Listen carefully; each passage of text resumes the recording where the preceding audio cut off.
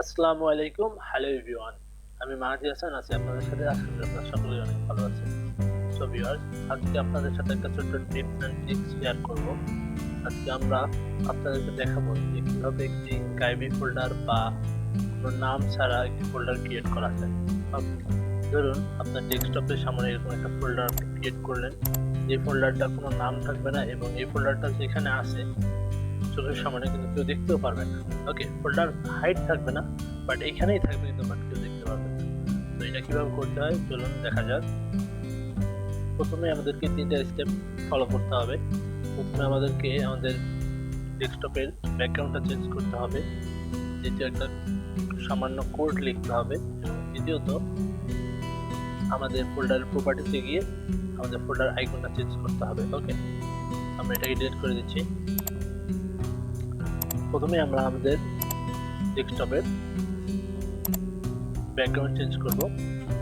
আমাদের অবশ্যই ব্যাকগ্রাউন্ডটা কালো রাখতে হবে। ওকে, আপনারা সবাই যারা এটা করতে চান অবশ্যই ব্যাকগ্রাউন্ড কালো করে দিবেন। ওকে, তো আমাদের ফার্স্ট স্টেপ শেষ। সেকেন্ড স্টেপ, আমরা এখান থেকে একটি ফোল্ডার ক্রিয়েট করব এবং ফোল্ডার ক্রিয়েট করার পরে এখানে দেখা যাচ্ছে যে নাম দেখা যাচ্ছে, এই নামটাকে প্রথমে রিমুভ করতে হবে।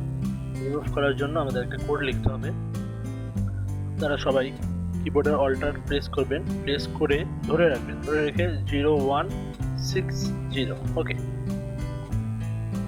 লিখবেন। লেখার পর আপনি এন্টার প্রেস করবেন। ওকে, তো এন্টার প্রেস করলে আপনারা দেখতে পাবেন যে এখানে ফোল্ডারটার নামটা ভ্যানিশ হয়ে গেছে। ওকে, ফোল্ডারের নাম ভ্যানিশ হয়ে গেল কিন্তু ফোল্ডারটা এখনো দেখা যাচ্ছে। তো ফোল্ডারটা কিভাবে ভ্যানিশ করা যায় এটাই এখন আপনাদের দেখাবো। ফোল্ডারটাকে ভ্যানিশ করার জন্য ফোল্ডারের প্রপার্টিতে আসবেন। প্রপার্টিতে আসার পর কাস্টমাইজ এবং চেঞ্জ লোগো। চেঞ্জ লোগোতে আসার পর আপনারা এগুলো অবশ্যই দেখেছেন।